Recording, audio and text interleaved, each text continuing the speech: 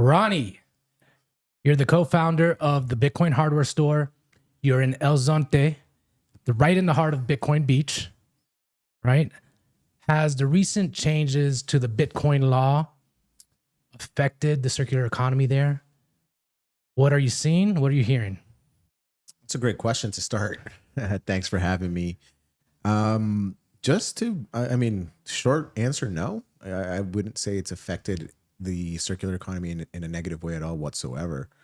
Obviously, there's a lot of conversation going on, and the conversation is actually happening mostly between the Bitcoiners, the people who've moved here specifically or come to visit here specifically because they want to verify, Bitcoin country.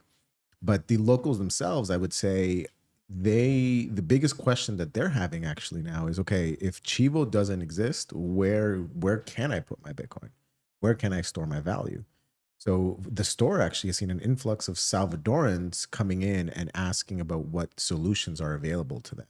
And the foreigners are there kind of having the philosophical conversation, right? So if we separate it, I wouldn't say it's been negative at all whatsoever. Yeah, there's a negative potential outlook as to what this deal means for the country, what it means for the people, what it means for people who've moved here, such as yourselves, who have brought your family and everything over here. But from the Salvadoran standpoint, it's actually maybe it's they don't have enough education to understand what it means. I mean, myself, we were talking about this earlier. Do I know what the implications of an IMF deal actually are? No, being quite honest with you guys. And so the economy, the circular economy is still up and going. Bitcoin farmers markets are still there. People are still accepting Bitcoin. I don't think anyone has stopped accepting Bitcoin in El Zonte, which was a fear of mine. I thought, if I can't do my grocery shopping with Bitcoin, if I can't get food, I'm kind of in trouble. This is no longer Bitcoin country, but it's only been a few days, but everything's normal. Everything's going. Did you see that tweet about someone who's like landlord basically cut their contract because they didn't want to accept fiat that had been converted from Bitcoin because they were afraid the bank was going to cut off their account? You read that? I did. That's really unfortunate. I could see that as a possibility with people who are maybe newer to Bitcoin and don't understand how it works and have never transacted in Bitcoin. Because the services, that's actually going to be a very interesting to see how that plays out. Are these services going to continue offering their services? Are they going to be regulated to offer their services? And so that is a bit of a red flag, kind of a warning to see that just a regular person doesn't, or is saying that their bank is not going to allow them to use Bitcoin, even though the landlord would never see a sat in their life. They're just going to get dollars to their bank account. That's an interesting one. That scares me a little bit. So what do you see the potential impact then being? Do you have any opinion on that, or is it just kind of go day by day? But as of right now, nothing's really changed. Nothing material has happened. What's your outlook? Yeah, I'll say this. I've said this from the beginning, and I've said this on many different podcasts before, that Bukele has a pretty decent track record. I would say probably one of the best within the leaderships of the leaders of the world. And so I'm going to continue trusting in that until I see a move that's actually negative for the entire country as a whole. I've never run a country. I'm running a little store, and I understand how difficult that is. So there has to be a vision. And right now I've moved here because I trust in that vision. Now, am I going to trust every decision he makes? No, but I am going to give him the benefit of the doubt until something that is completely out of the norm happens. Now, again, do I know what an IMF deal entails? No. He's loaning money, and, do I feel, being sovereign, since we're here, to me means not owing anyone to anything, to anyone. It means being able to move freely. And if this decision does not allow you to move freely, then it does kind of hinder what my expectations, and I'm sure many people's expectations were of El Salvador. And so I'm going to give him the benefit of the doubt. We'll see how things play out over the next, I think it's going to play out very shortly, within 3 to 6 months at most. We'll see how that goes. I think that, if you follow Bitcoin and you follow Bitcoin's price charts, then or we're at least all waiting for that 18-month peak after the halving. So we're in that time frame right now where I think a lot can happen, and then that can also derail what or can change the path that we move we move into. I mean, this contract, from my understanding, hasn't even been fully signed yet, so anything could happen. Right now, things kind of just full steam ahead with on the Bitcoin side of things, at least from the store's perspective. What about from your perspective on Bitcoiners here? Is everyone pretty much still full steam ahead? I would say everyone. I would say most people have feel like they've got punched in the face, and no one likes to get punched in the face. But then you decide, all right, am I going to get back up? Am I going to be ready to fight again? Or is this where where everything stops? And I don't think anyone's stopping. I don't think anyone's throwing in the towel quite yet. If anything, there are people who are punching back, and I think that's what a Bitcoiner does. I think that's what somebody, we're not giving up, and everything felt so good for so long. I've been here for 4 years, and for the past 4 years, everything's been roses. And well, I have a question regarding that. So you've been here basically since the beginning of Bitcoin being legal tender. Just in general, how have you seen things change and evolve over those 4 years? From a Salvadoran perspective, I've definitely seen a growth in users, in understanding, in people questioning, what it is, how to use it. And it's been a positive impact. It's been a positive change. Whereas at the very beginning, I would say most Salvadorans were not aware of what Bitcoin was, how it worked. And even within the first year, there were a lot of naysayers, because I think, Bitcoin was September 7th, 2021. So it was about a year before we reached the peak of 69,000. And then by 2023, Bitcoin was down to 2022, I think Bitcoin was down to 15,000. Mm-hmm. So in that time frame, a lot of the local vendors who were using it were very against it.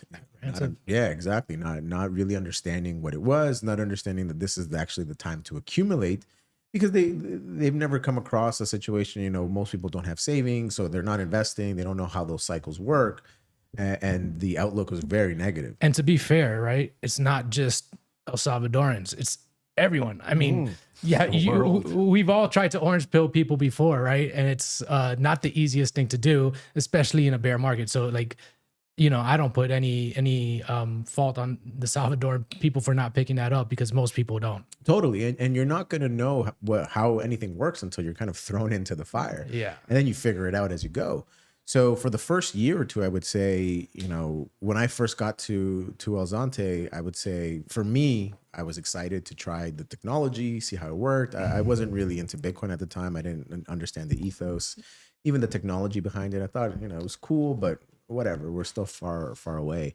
But then I get here and I start using it, and I was like, oh, this is amazing. This is how this actually works. And then the conviction from the other Bitcoiners who were here, that's what interests me into learning more about it. So same with the Salvadorans, right? They started accepting it. They were wondering why they're losing so much value on a daily basis. And it was at that point, teaching them and having these conversations with the locals about what it meant for the economy as a whole, kind of what we were going through. I mean, this wasn't just Bitcoin suffering a 70% drawdown. This was the entire market. So this is the opportunity. When there's blood in the streets is when you have to take advantage of things. So now, fast forward 4 years later, or 3 years later, and the people who held, the people who listened, the people who kept accumulating and kept accepting Bitcoin in their businesses, I mean, I have conversations with them, and they're buying new cars, they're upgrading their homes, they're buying land. So they're doing a lot of things with the money that they were able to accumulate over the years. And then the new ones who over the past 2 years have started accepting Bitcoin. So when I first got there, I'd say when I first landed in El Zonte, I'd say probably 25-30% of vendors accepted Bitcoin. By the peak of 2022, I would say it was maybe about 50%. And then it came right back down to about 20% during the bear market. And then from there, now I'd say we're maybe at like 70% of acceptance just in town. And I was actually recently thinking and talking to some locals as well in El Tunco. And El Tunco's also, went through the same phase. At first, there was a lot of people willing to accept it. Then the bear market happened. Everybody called it a scam. And then now we're back at where the younger entrepreneurs, the younger people setting up businesses are curious and don't want to be left behind. I think that's actually the biggest thing that I've seen in El Tunco is they don't want to get left behind. It's a town 10 minutes away from El Zonte, but they're seeing the influx of foreigners and Bitcoiners coming in. So they want part of it now. And these are young entrepreneurs who are running their businesses and seeing the struggles and now have been through that cycle. And there's no better way to educate yourself, in my opinion, than just throwing yourself into it, right? That's how I've always done it. Yeah. You know, I have a question regarding the foreigners coming in, especially the Bitcoiners, right? First of all, do you see still a lot of Bitcoiners coming in, even though there's this kind of, sentiment there between the IMF and what's happening? There's a kind of negative sentiment around that. Do you still see foreigners coming in? And how important is it, do you think, for foreigners to come in here, Bitcoiners specifically, just in general, to stimulate the economy and then also to kind of stay and educate? So to answer your first question, yeah, there are definitely still people coming in to El Zonte to check everything out. I try to categorize people into three different categories. You have hardcore Bitcoiners who are coming to El Salvador to see if everything that they've been reading is true. Then you have the people in the middle of the road that are curious about El Salvador, curious about its safety, curious about Bitcoin. And then you have like your surfers, which I kind of include everybody else in. And during the 4 years that I've been here, those three segments have continued to grow. And the Bitcoiners have actually grown, I would say, at a faster pace than everyone else, even though they're still the smallest segment to visit the country. And so with the IMF deal, everything takes a while. I think because we're here in El Salvador, we're in the heart of it. We're talking about it frequently. I don't think many people outside of the space are actually talking about it. So when you look at the surfers who maybe are a little curious with Bitcoin, and you look at the people in the middle category, I don't think they're talking about it as much as we are. You have the small sector of Bitcoiners who this is extremely important to them because this is our life. This is the livelihood for many of us, and so I still see them coming, and continuously every day it feels like there's more and more people, newer people coming by. And that just goes to show how bad I think things are in other countries. So El Salvador still is that hope, and people are coming to check it out just to see something different, to see if really this is the place to be, if this is a place where people can build out their future, and that's not being derailed, at least not at the moment. I haven't seen that quite as of yet. So the hardware store, we do classes, and yesterday's class was full of. There was like 20 people. It was almost when you guys came and did the retreat. So that we've been seeing that continuing to grow. Who comes to these classes? They're all like foreigners. They're all Bitcoiners or people who are, maybe new to Bitcoin, and at least from the technical side, and want to come learn a little bit more about what the topics are. And the purpose of the class is actually for people just to mingle and have these conversations, because John Doe from Ukraine maybe doesn't have any Bitcoiner friends, doesn't have anyone to have these conversations with. What's a good way to stack or security? And so the people who are coming to class are just people who've never had Bitcoin friends or Bitcoin people around them and having these conversations, right? Yeah, that reminds me of a lot of the people that came to our retreat. They're into Bitcoin, they believe in Bitcoin, but they buy it on Coinbase and they know nothing else because it was too big of a hurdle. They don't have that. They don't have that support system, Yeah. And over here, what you're doing, Ronnie, with the Bitcoin hardware store is kind of remarkable. You're keeping these classes going and you're educating people not just on Bitcoin, but self-sovereignty too regarding Bitcoin, right? How to hold your own private keys. I mean, that's in the name, the Bitcoin hardware store. So can you tell us a little bit about that journey? Has that been rewarding for you, helping people out? And just tell us what that's been like. Yeah, the store in and of itself is actually like my journey. So when you see the store, I love showing it. And I'm always proud to show it off to people because that is exactly how I feel, within.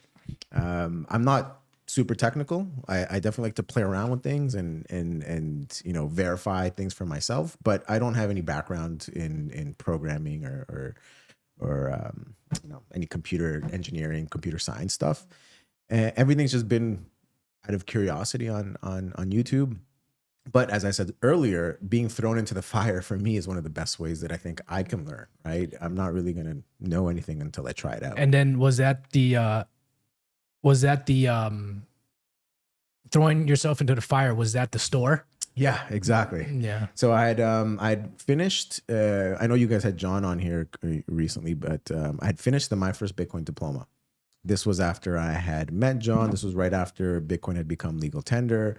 And I spent some time volunteering with them because, again, the conviction from the people who came here and who had an understanding about Bitcoin back in 2021 I was just like, how can you guys be so sure of something when we're down 70%? I was just flabbergasted. But the common thread was these people were high quality people. I'm talking about extremely intelligent, just based and focused and really wanting to make a change.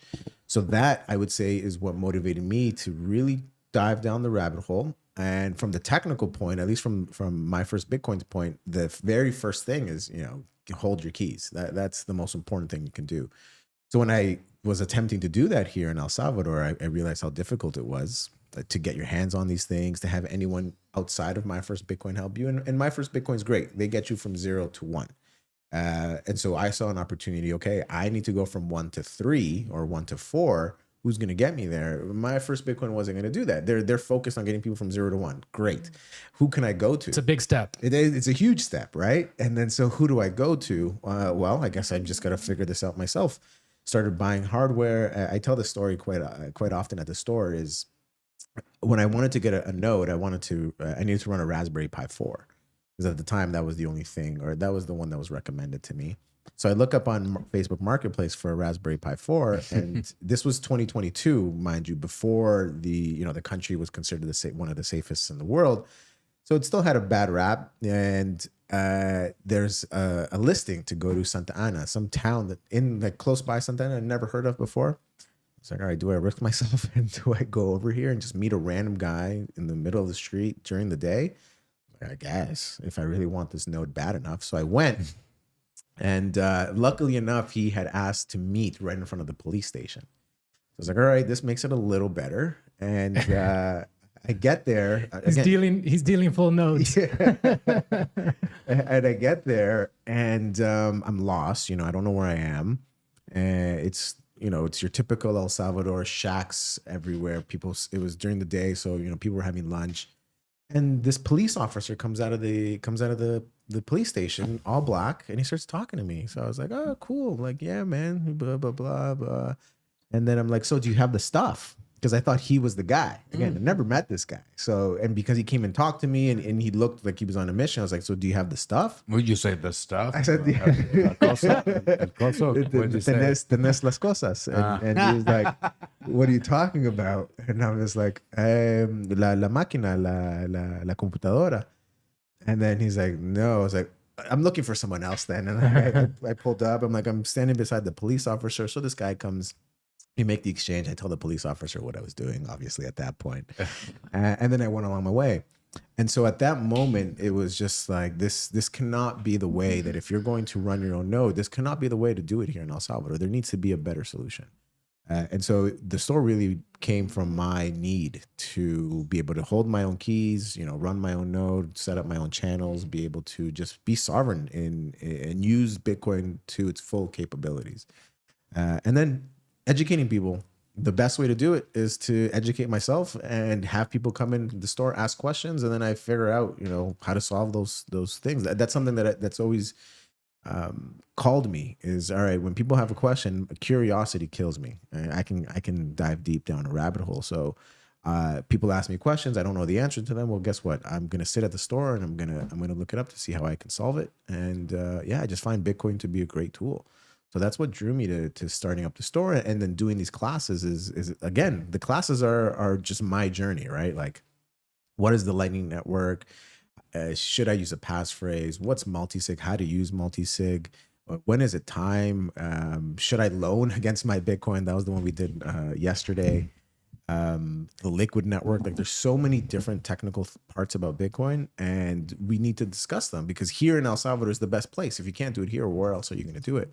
So that's the point behind the classes, is to have people be able to be open about these conversations, whether you're a newbie and know nothing about it. The Bitcoin hardware store is an open space where we'll figure it out, because I'm not an expert in this at all whatsoever either. Jamie, my business partner, he's the one I ask. Sometimes it's not about that, right? It's about the connection that you can make with someone else too. And I think you're a very personable person. Just from our retreats, I mean, you had the best reviews, right? They were like, "Oh, we loved Ronny," just because you took the time, spent the energy to actually make sure everyone understood exactly what they were doing. And I think that goes a long way. It's not so much how much you know. It's, you got to know, you got to be proficient, right? And competent, but you don't have to be the world's best expert to help someone a few steps behind you. Well, what's important for me is that people understand their options. That's what's important to me. And I think that's what allows for people to be free. If you are educated enough and curious enough, then you can go figure it out on your own. But understanding what your options are, that's really all I want to do. Because as you said earlier, this economic topic is not just a problem here in El Salvador. This is a problem worldwide. This is a thing that most people are not educated on. And that keeps you trapped. That keeps you, doing that rat race thing where you're not happy with your life, but you're working the 9 to 5, you're in debt, you have the nicest cars and the nicest watches, and then you end up just being unhappy. And it's because you don't know that there are other options out there. You don't know that other things exist. So that's what I try to do at the store. Just give people options. We're agnostic to the Bitcoin brands. If you have a good product and I think it's helpful for people, then you'll see it at the store. What's the most popular item? Right now it's the again, I don't like talking about the brand specifically, but it's the Cold Card Cube. It's a great hardware wallet device, or the bit axes, I would say those as well. Those are for the curious Bitcoiner who just wants to have, mining as a hobby and wants to feel like they're decentralizing the Bitcoin network. And so within Salvadorans and beginners, right now the Jade's a big seller. I mean, we sell hardware wallets. That's really what we do. We try to educate people on the importance of holding a key. And so everything else is kind of it's an extra. But yeah, I would say the Q right now is probably the biggest selling product. I love how the community education aspect of the hardware store naturally leads people to buy from you. Because you're teaching them about Bitcoin, which is in and of itself super important. And it's a great boon to the community because they need to learn these things like you're explaining. But then meanwhile, you're like, oh yeah, and by the way, we sell these inside. I love that. Growing up, so I have a business background, right? And I've worked sales pretty much my entire life. When I was in Canada, ran my own retail store. Actually, I was working for Sherwin-Williams, and I was managing, and then became a market manager, which is just a bigger title. Didn't really mean much. And so having like this business sense was something that I always worked on. I mean, it was supposed to in the corporate world. And so one model that intrigued me, again, growing up, was like this freemium model that they call it, where you offer a service for free. And then if you actually offer a good enough service, then the people will come back for you. And I thought, I enjoy it because it allows people to experience something that they might be looking for and determine if you're the right person for that job. And then from my end as a business owner, it keeps me on my toes. Like I need to make sure it doesn't matter who you are, that I'm offering a good service in order for me to be able to gain your trust and gain your business. And I think that's like, for me, that works. For me, I think that's a great way to run a business. Yeah. I mean, it's a lot of what we're studying and applying now. We're big fans of Alex Hormozi, and the basic idea is there you create some type of lead magnet from your product or your service, and you provide value, right? And you create trust with your customer base. And if they like what you're offering, and they trust you, it lowers the barrier for them to then go ahead and make a purchase. So it's a smart, by you offering these educational classes, it's not only just a good service to the community, but it's also a good business move as well, from what I can see. Yeah, and Bitcoin is a network, and so what I want to do is I want to give back to the network as much as it's given me, because I do feel it's bi-directional. The Bitcoin network can totally give to you, but I personally don't feel good just taking as well. So what can I give back? And that's one of the things about the store is, people are always curious, how's it going for you in terms of as a business when we're looking at the numbers, and it's going well, but that's not my biggest concern. My biggest concern is, can I add value to the network? And I'm positive enough and bullish enough to feel that Bitcoin will take care of me. So, as long as I can offer value, as long as people can get a good enough understanding that they're comfortable, then I feel like I've done my job. Whether they buy a product from me or not, my main goal is that they get their Bitcoin off of an exchange, they take self-custody of it. That makes me feel great. And then, Bitcoin will do its thing, and I'll be fine. That's and I think that comes from Jamie. All these things collectively contribute to your success, to their success, to the network's success. Even sending a transaction. Our buddy Lee tweeted out the other day, he's like, Bitcoin is the only service that I'm happy to pay fees to use. Like every time you pay a mining fee, whatever, great. It supports the network. Correct. Yeah, it's Bitcoin is one of these things where it's like it's the game theory. It's the way things are set up, the incentives, right? It's a positive feedback loop. The more you do for the network, the more the network rewards you in the form of your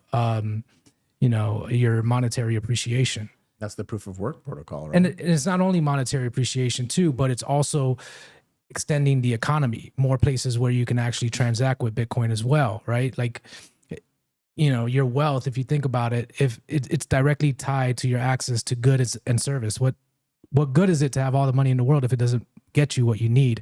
And so by you extending the network, you are also furthering, your own benefit as well as a Bitcoiner. So it's an interesting thing. What are your biggest challenges, do you think, or what are the biggest challenges out there right now with either onboarding people or just, keeping the circular economy alive and well? Misinformation, I would say. Educating people and dispelling any myths. There had been, I don't know if it happened in El Salvador. Actually, it did, because I saw it when I first arrived back in 2021. But when I traveled to Guatemala and when I go to different places, there are a lot of bad players. Maybe not a lot. A lot's a strong word, but there are some bad players that have really negative effects on people's confidence, on people's understanding as to what the technology does. And so when you don't have that education as to how the monetary system works, which is why the My First Bitcoin diploma is great, because the first thing it does is it teaches you about money. How does it work? What's the history behind it? And so if you don't have this understanding, it's very easy to get tricked, to get manipulated into investing in something and investing is the word that they use, but throwing your money at something that is actually a Ponzi scheme, that's actually someone just trying to scam you. And I've seen this happen everywhere. And so, people will go into something with a positive mindset, like, oh, I'm going to give them $1,000 and they're going to give me back 10% a week or 10% a day. It's crazy sometimes the numbers that I see. And because there's no education on it, are these like altcoins? No, these are literally just schemes. These are just Ponzi schemes. Just straight scams. Yeah, no, just straight scams. I'm not even talking about altcoins. I'm talking about somebody coming in, creating a platform, and then saying, if you invest in this platform, we'll give you back 10% a month. And if you have any financial literacy, you understand that the markets in general don't grow at more than 10% a year. And that's just over the past 100 years, right? And so again, if you're not educated on this stuff, then it's very easy to manipulate someone into thinking, all right, you're going to change your life in a year. And that's not the way it works. So that, I would say, that's the biggest thing is fighting these misconceptions as to how Bitcoin actually works. The biggest question I get at the store is, how do I make money from a local perspective, is how do I make money from Bitcoin? And the best answer I ever give anyone is Bitcoin is not a way to make money. Bitcoin is a way to store your value. And I really need people to understand that, because if they think Bitcoin is going to make them money, then they're going to look into other things that make them money. And again, like Jordan said, they're just straight up scams. No one's really trying to help you make money. That's a big misconception about Bitcoin, right? And so that's a huge hurdle, because people will get scammed for, it doesn't matter what the amount is. To that person, that amount was a lot of money. And now they're too scared. They're too scared to want to learn about Bitcoin. I've had experience where I talked to somebody. I was like, hey, listen, I run the Bitcoin hardware store. I want to give you a tip in Bitcoin. I get them to download an app. Then they start, ask for a phone number. The moment it asks for a phone number or any kind of KYC, they're like, I don't know how I feel about this, because last time I heard that this person had to run away from the country because they were scamming people, and they got all their money taken away from them. And so they're very open to the conversation. The moment you want to take actionable actions and maybe even reward somebody with some sats, they kind of step back a little bit. They're like, I'm not ready for this, because I've heard too many negative stories, or I've had something negative happen to me where somebody, a very personal situation is even within my family. My father's been scammed, but most recently, my partner, she when we first met, she's like, don't talk to me about Bitcoin. And then I found out why. And she got put up into one of these Ponzi schemes, right? Where she was supposed to get 20% back a month. And 6 months later, the people stopped answering, the website stopped working, and it was because the guys just ran away with the money. And when Bitcoin first became legal tender here, I saw, being in El Zonte, I saw these, I didn't physically see them, but I would hear about, hey, people would come to me, hey, did you hear about this opportunity? This person says that I can earn 10% a day if I'm doing this. And I was like, no, you can't. That's not. And then I look like the bad guy. Yeah. So it's really about, people getting burned, and then being apprehensive to discover anything beyond that, right? Because they still feel the pain of when they got scammed. Yeah, I mean, that's a big challenge. It's one of the biggest challenges that Bitcoiners have been dealing with since the emergence of altcoins, right? And I think that it's going to just continue to be there. Well, what's funny is that this is a scam that's like above the layer of altcoins, right? It's just like straight. I get forwarded emails from my mom's friends that know I'm into Bitcoin and stuff, and they go, oh, some guy I work with, whatever, sent me this. And it said like bad grammar about, oh, just send me $10,000 and I'll give you 10%, like just like you're saying. And it turns out their emails were hacked.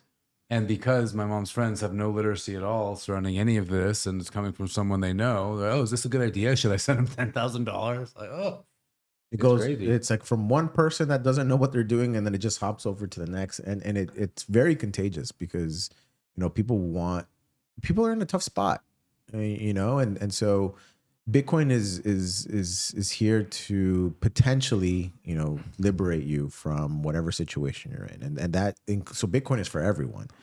And so the people who get caught up in these situations are ones who are looking to better their lives.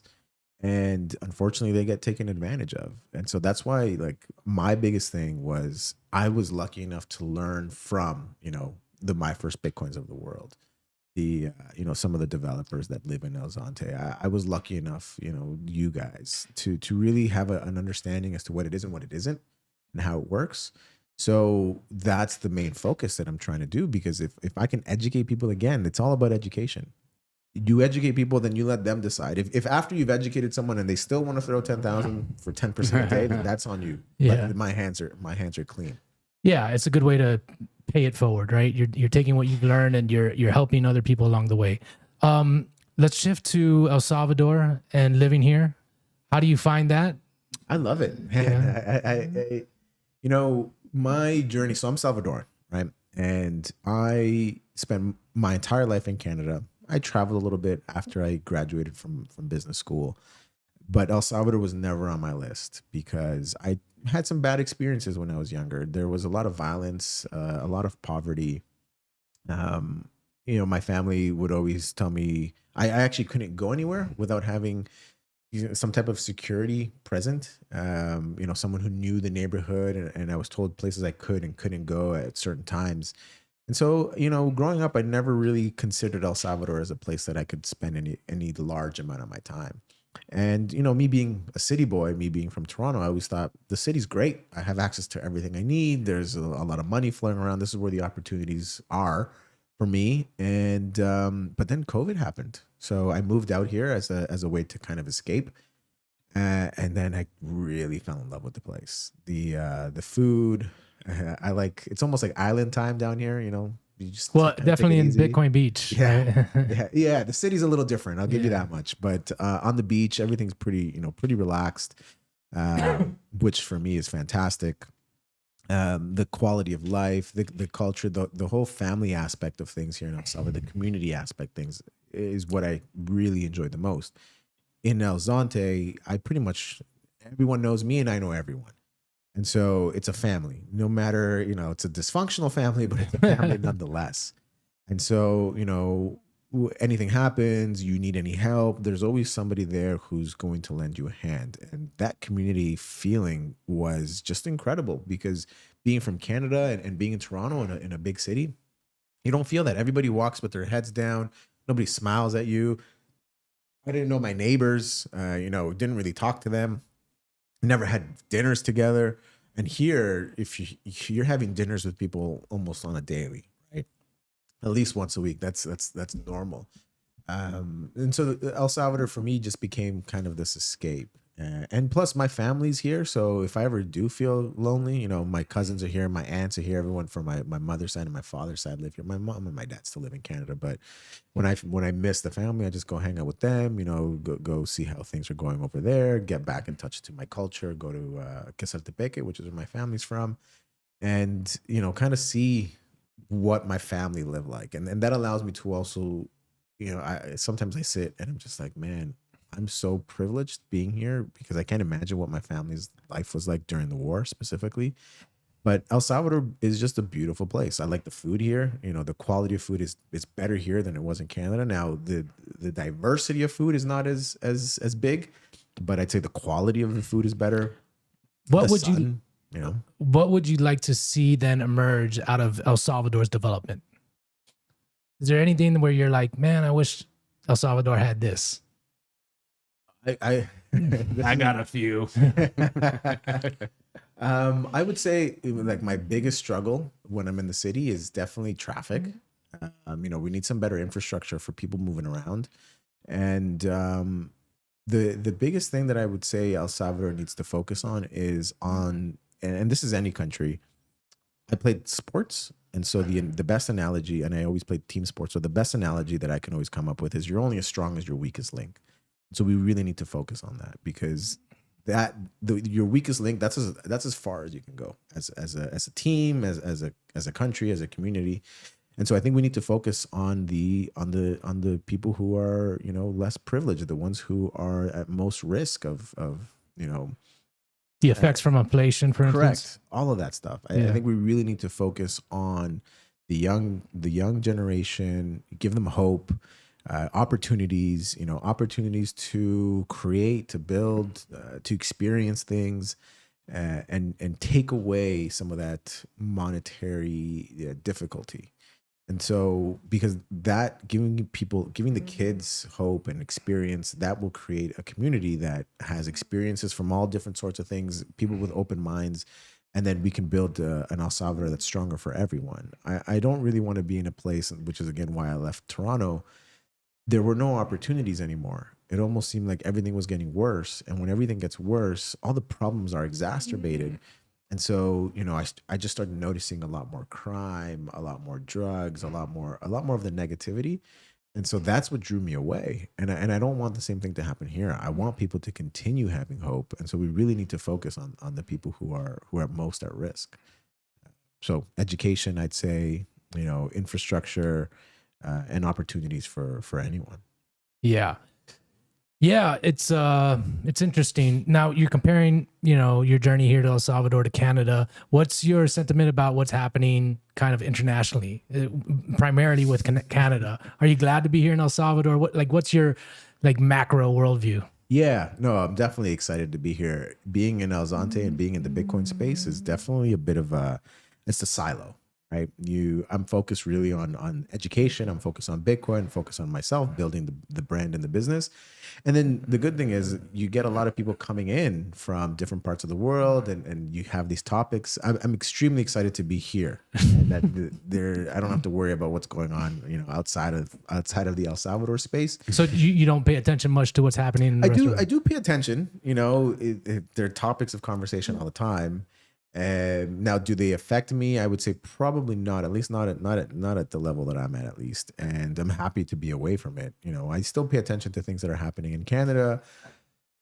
It's I don't know if I'm allowed to say this, but it's an absolute shit show out there. With the prime minister stepping down and there not being elections to vote for the next prime minister. All the things happening at a societal level with the breakdown of society, that's something that's really worrisome for me because, again, you can only go as far as your weakest link, and societies, to me, on the outside are breaking down. So I'm excited to stay away from that because people are feeling desperate and they just don't know how to take their energy and put it into something positive because people feel hopeless. Right. So instead of focusing on some positivity, they're just going deeper down this dark rabbit hole. And just speaking on that, sorry to interrupt, but it's something that, I felt as well. And it was when I came to El Salvador, that contrast coming here and feeling the vibrancy of the Bitcoin community was that feeling of hope. It's what drew me here. I was like, wow, there's an energy here like I've never felt before. Just the conversations, and I'm sure you have plenty of them being right in the heart of Bitcoin Beach with people and the level of conversation, right? They're not just these superficial chats. They're actually dig deep down in the heart of issues, and you can really start to, get good perspectives and shape your mindset as well. I was just blown away at the quality of people that I was encountering, especially, they're Bitcoiners. What do you expect? You go down the Bitcoin rabbit hole, you understand how money intersects with all facets of society, and you become curious about how the way the world works, and you get some really interesting perspectives from people. So yeah, I mean, just to kind of piggyback off what you're just saying, it's what I felt here. It was the difference between kind of like, Western countries in decline and the kind of downward spiral that you can find yourself in, especially when you're realizing things only get worse from here. Like we're going to have to go through some tough times in order to emerge from this stronger. Going from that to coming on a country that has a lot of things going for it was just a new feeling I've never felt before. Yeah, one of the interesting things is, sorry, Jordan, was that when I was out in Canada, I felt almost numb to everything. And I think they were doing that on purpose. They making, just making it easy to completely numb yourself from everything. And whereas here, it's almost the opposite. You have to deal with your problems and you kind of have to be loud about it because if not, nothing's going to get done. And you're just not going to get what it is that you want. So I'd say that's a big difference. I was just gonna say, we meet so many Canadians here, like so many Canadians, and I haven't been to Canada since before COVID, but I would never have guessed Canada would be the first domino to fall in like the Western countries, and like you're saying, society falling apart. Like I don't know what that looks like, but based on all the people I meet here from Canada, it's weird. It's like this detached reality. Like no, this is really happening. And it's happening all over the West, slowly but surely. And coming to another place like El Salvador in this moment is an opportunity to be away from all that negativity and start your life afresh in a way. So not sure what my main point here is, but just that I never would have expected it to be Canada, nor would I have expected El Salvador to be the place everyone goes to get out of it, out of the decline. Yeah. One of the things that I feel personally was the fact that here in El Salvador, you worry about different things than when you're in Canada. Here, I remember when I first was here, some of my biggest accomplishments were actually just going to the superstore and grabbing some food, coming home and be like, okay, I got food, I got water. Yeah, I did it. I don't know how I managed it. Didn't have a car. I was taking the bus, doing a whole bunch of things. but just taking care of those bottom tier or high tier, depending on which way you look at Maslow's hierarchy. But that made me feel fantastic. And then all the other things, all the noise, I was like, this doesn't matter. I got food right now. I got a great piece of steak. I'm not thirsty. The ocean's right there. I can go take a dip into the water, and life was great. Now, actually, as you grow, things become a little bit different. You get different problems, more money, more problems. Yeah. But that was one of the things that, like in Canada, where I was living in Toronto, everything was a 5-minute drive away or walk away even. Or I could just call Uber Eats and just get it sent to my home, and that's the numbing effect of things. Food doesn't mean anything if you can just ring up, get on your app, get food delivered. What is food then at that point? It really is more of, I would even say it's more of a drug and an addiction, because you're just going through the steps and the motions just because you can.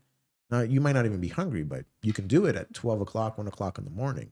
So What do they say? Like, people with full stomachs don't revolt. Interesting. Yeah. It's also, there's meaning in the struggle, as well. And so when you got everything handed to you, it's kind of, you become complacent. Your basic needs are met. And going back to what you said, Jordan, right? People with full stomachs don't revolt. So That might even be like a Marx quote or something. Sorry. bringing Marx into the conversation. So, what's the future outlook for you? What are the big plans for, the Bitcoin hardware store? What's your idea for 2025? the Bitcoin hardware store, when I first started, again, was a way to help my situation out and to grow my knowledge around Bitcoin. I was honestly so worried that it was going to be a terrible idea, and like Jordan said, that the whole business is based around trust, and so I was initially kind of like, man, I don't know if this is going to work, but worst case scenario, I need an office, I need somewhere to work from, and I need somewhere to sit down and do things. But we've been a year. We celebrated our first anniversary 4 days ago. Oh, wow. Congrats. Thank you. And we've had a lot of great feedback. We've had ups and downs, but the feedback has been so good. And now continuing to want to challenge myself, we definitely are looking to expand the store. I've gotten a lot of positivity from the store, and I saw Peter Todd kind of mention something, and so that must have been a huge boost of confidence. Yeah, when people that I know have been in the Bitcoin game for quite a while, and they come in here and come to the store and are excited again, as if they were just finding out about Bitcoin. It's really cool. It is an exciting store to walk into. I have half the devices in there, I feel like, but it's so great to watch. It's all in one place. Yeah. I appreciate that. So with all the positivity now, what a lot of people are coming and telling me who are living in other communities that they want to orange pill or turn into circular economies is that this is needed more than just in El Salvador. This is needed elsewhere. And so that's the big focus for the Bitcoin hardware store. What if this is just node one? Yeah. And then you toured the world building up Bitcoin hardware stores all over. Franchises. There you go. That's a scary word, right? But yeah, we do want to make sure that, again, back to the network effect, we want to make sure that as many people as possible are getting access to these things. Because if this was a problem in El Salvador, which El Salvador is not the best place, to order or try and get your yerba mate from, or anything in particular that isn't made here, it can be difficult. And so I imagine that there are these struggles really anywhere else across the world. Sorry. Yeah, we just want to bring Bitcoin to as many people as possible. That's the mission. That's the mission of the hardware stores, to make it as accessible as possible to people. I got to ask you, I don't know how much rent is in El Zonte, and you obviously don't have to get too intimate with the details, but as far as, so I imagine, okay, what if I went to, I don't know, California and started a Bitcoin hardware store? I imagine it would be pretty hard to pay the bills, but I wonder how that's going for you guys. I mean, you're a year in now, so obviously you're doing it, but especially in the beginning, like, is there enough clientele from the tourists that come through, the Bitcoin tourists, to sell enough devices, or is it a lot more local people? I'm just curious from the business side of things, like how you're making it work. Yeah, one of the biggest challenges that I first thought to myself was, you said it yourself. When you walk into the store, you have almost everything. So that was one of my biggest worries was, listen, Bitcoiners who've been in the game have everything that they need. So who are my customers? My customers are people, the other 95%. So it is a large customer base. The good thing about El Zonte and maybe any other circular economy is that Bitcoiners are going there specifically for that reason. And if you can offer them a product that they maybe been looking for, get their hands-on experience with whether it's a seed signer or a cold card, giving them that experience, helping them understand the importance of a node, the importance of a miner, that's what sets us apart from just having a store online. Bitcoiners are coming here specifically to El Salvador and are maybe, have some Bitcoin on an exchange and have never considered moving it onto a cold wallet, or, thanks to the work of the Twitter or the X community, have a not so good hardware wallet, like a Ledge, Yep. and want to upgrade to something, or want to move into multi-sig, right? So people come here for that. Now, how would it work in other communities? Again,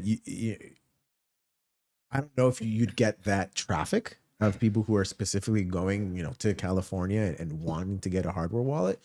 But again, that's the community itself. The whole community needs that, So the opportunities there for the newbies to understand, at least to give education, at least to give classes on what Bitcoin is.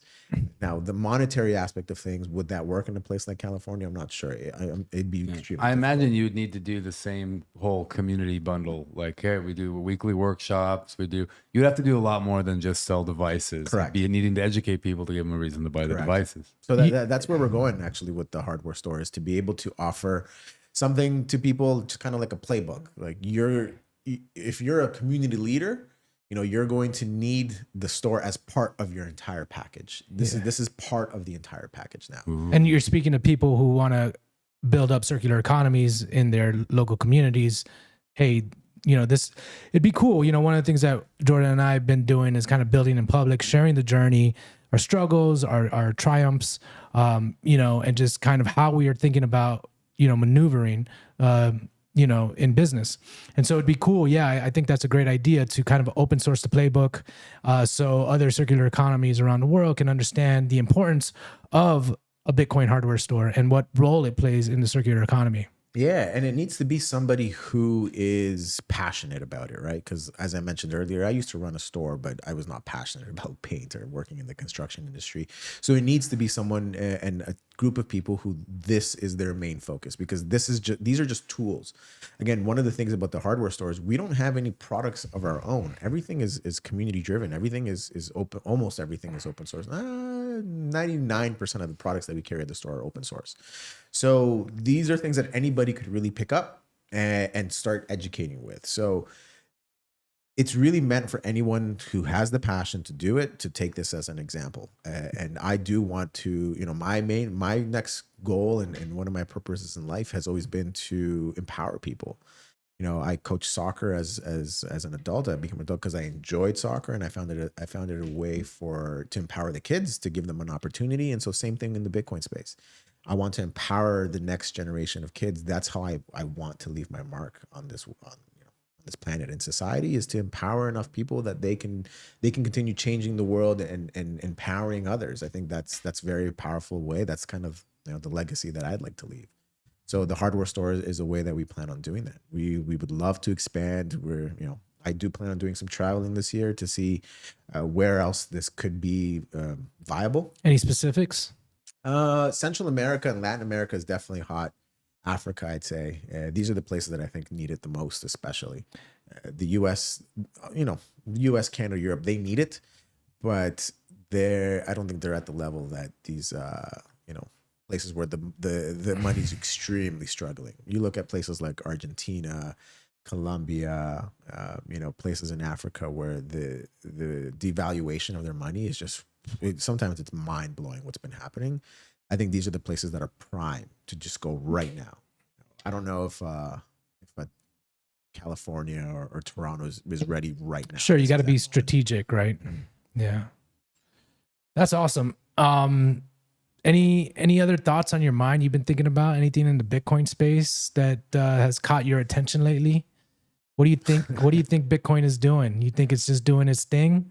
Yeah, it's How do you see this year playing out as far as just overall adoption and price action? Bitcoin is sleepy right now, and it just seems like that's what it always does. So this is a great opportunity for people to continue to build. I think Bitcoin allows for you to stop worrying a little bit about the monetary side of things and to actually focus on what it is that you're looking to do, what it is that you're looking to accomplish. So right now, Bitcoin is in that sleepy phase. I do expect it to at any moment, just kind of do its thing and change people's lives one by one.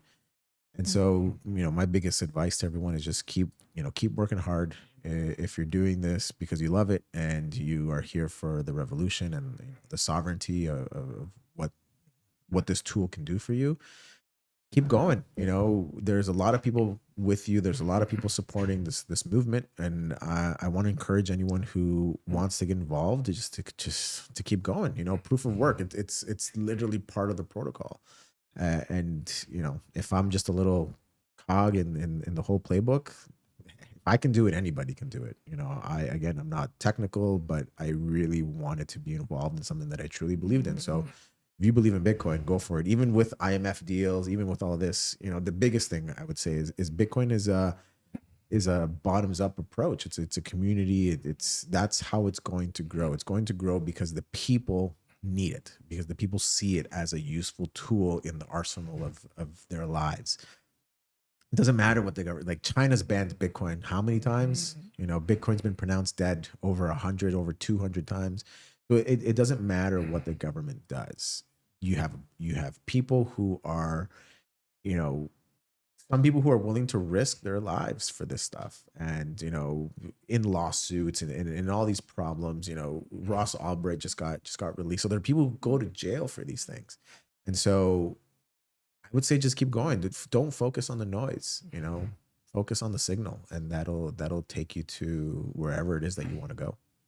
How can people follow you in the Bitcoin hardware store and learn more? Yeah, so we are on all the major social media networks. X TBHS_SV. I will put my Noster key there as well, because we are on Noster. We just started a YouTube page, the Bitcoin Hardware Store. Sweet. I'm gonna do a couple of personal things on there. Maybe not personal, but definitely giving more of my opinion on things on there. Rumble as well. Yeah, we're trying to get on all that's one of the things that we're focusing on for this year as well, is to be a little bit more out there and available for people. Man, I love it. I love watching the growth, and I've seen it now in the Bitcoin space, not just like with companies, but with people as well. You get to see them evolve and move into more of a professional realm. And I feel like that's what's happening with the Bitcoin hardware store, it sounds like. So really excited. I'm excited to tune in too. Yeah, it's been cool watching you evolve from a farmer's market stand to an actual shop. And now you're an inspiration to other places in the world to do the same, whether they call it the Bitcoin hardware store or not. Well, it's funny. It's such a generic name, but someone else is going to use that one day.